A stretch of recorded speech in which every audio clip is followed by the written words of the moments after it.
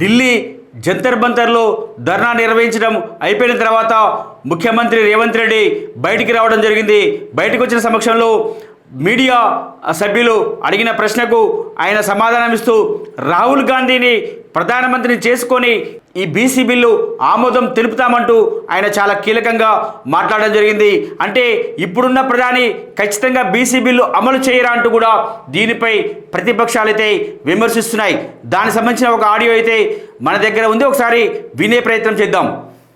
రాహుల్ గాంధీ గారిని ప్రధానమంత్రిని చేసి మేము రిజర్వేషన్లను సాధించుకుంటామని చెప్పి ఈ సందర్భంగా మీ అందరికీ తెలియజేస్తున్నాం. అంటే రాహుల్ గాంధీ గారిని ప్రధానమంత్రి చేసి బీసీ బిల్లు 42% రిజర్వేషన్ అమలు చేసుకుంటామని నిన్న రాష్ట్ర ముఖ్యమంత్రి రేవంత్ రెడ్డి అనడంతో అంటే ఇప్పట్లో బీసీ బిల్లు అనేది ఇక లేనట్లే అని బీసీ ప్రజలైతే భావిస్తున్నారు. ఇక రాబోయే స్థానిక సంస్థల ఎలక్షన్లో పాత పద్ధతిలోనే రిజర్వేషన్ అమలు చేస్తున్నట్టుగా కూడా ఆయన చెప్పకనే చెప్పినట్టుగా తెలంగాణ ప్రజలు అలాగే బీసీ ప్రజలు భావిస్తున్నట్టుగా కూడా మనకైతే తెలుస్తుంది. ఇది ఈరోజు డైనమిక్ న్యూస్ చూస్తున్న మిత్రులందరికీ ధన్యవాదాలు. మన ఛానల్ని సబ్స్క్రైబ్ చేసుకోండి, అలాగే లైక్ చేయండి, షేర్ చేయండి. ధన్యవాదాలు.